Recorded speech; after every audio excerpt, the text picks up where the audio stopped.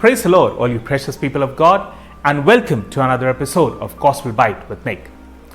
Exodus chapter 18 tells us about the reunion between Moses and his father-in-law Jethro after Moses got all the Israelites out of Egypt.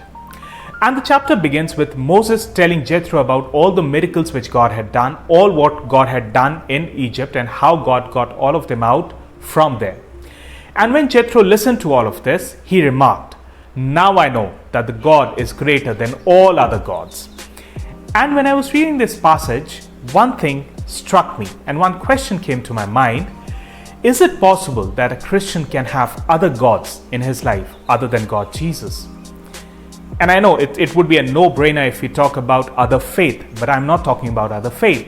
I'm talking about, can a Christian, can you or me have other gods in our lives other than Jesus? Now you may say, no, obviously that cannot happen. Jesus is our God. He is the first priority in our life. Let me ask you one thing, or let me clarify one thing. When we say any other God, who is a God? God is someone to whom we give priority, which means anyone or anything to whom we give a priority over Jesus, whom we give from the time that we dedicate to Jesus, becomes a God in our life.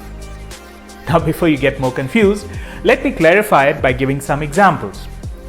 You're in a church, you're sitting in a church, the worship is about to begin, or the worship is happening, or the sermon is being preached, and your phone rings, and it's your boss. What do? If you pick up the call, because it's your job after all, if you pick up that call, your boss has now a priority over God. Would you do the same in front of, if let's say your parents call you when you're in front of your boss? I don't think so.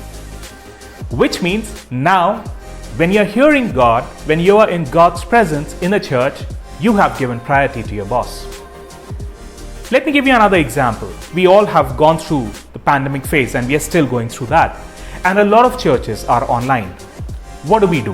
When it's an online church, probably on Zoom, probably on Facebook, we just switch it on, switch off our camera and start talking with anyone else, or probably start doing our work.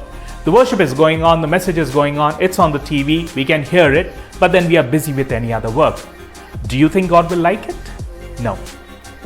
What does that mean? That means you are giving something else more priority. Probably that maid who's come in your house to work has a priority higher than Jesus in your life. May sound very rude, but yeah, that's true. Anything, it's very obvious when you ask anybody what can be the God in your life, people say money. Yeah, money is one. But it's not just money, it's these small things. Any relation which takes away my time with my Jesus is a God in my life. If I've dedicated a time when I read the Bible, when I pray to God, and if somebody calls in that time, or if because of some tiff which has happened in my family, at my office, and I don't pray, then that thing is stealing my time from God. That should be my priority, and anything that takes away from my priority is another God in my life. Do you have gods in your life? I know I did, and I'm still trying to remove those things from my life. I want to encourage you, start looking for these gods whom we make knowingly, unknowingly in our lives. Anything which gives priority, which you have given priority over God, over Jesus, is a God in your life. Remove those gods, because I'll tell you why. If you don't do, then I'll take you into another instance, and this you can find in the book of Samuel, 1 Samuel, and there's an instance of how the Ark of Covenant was taken away and by the Philistine army, and the Ark of Covenant was with them. And when David came on the throne, he said he wanted that Ark back. Now, when the Philistines had taken it from a war, that Ark of Covenant, they had put it in the same place where a statue of their God was. The Ark of Covenant was in the same room where the statue of their God was. And the instance is amazing. It tells when they had put it in the same room where the god Dagon was, next morning when they came in, they found Dagon fallen face first in front of the Ark. Now they thought this might have happened something like that. Probably it slipped, or probably there was some breeze or whatever. They just put the statue back. Next morning when they came, they saw that the arms and legs of that statue was cut off, and that statue was again fallen face first.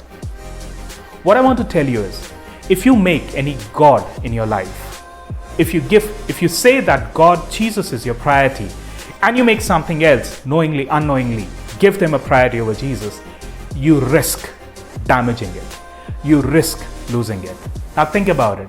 If you give your job priority over Jesus, if your office tells you that you need to be there on Sunday and you know that you can make it after church, but you say, no, what, I will be there because I really want to show that I'm dedicated, you may lose your job. I'm not threatening you, I'm not scaring you, but I'm telling you the truth. Our God is a jealous God. And if you make any God in front of Him, against Him, that God is bound to be broken. So be very careful what you're doing with your life. If you say Jesus is your God, then He should be the number one in your life. Not number 2, not number even 1.1. He has to be number 1.0. That's it. And if you have anything else other than that, remove it immediately. Remove the priority of that thing or that person from your life. Let God have the first priority, so that, just like Jethro, you also say, now I know that a God is above all gods and He is the only God. God bless you.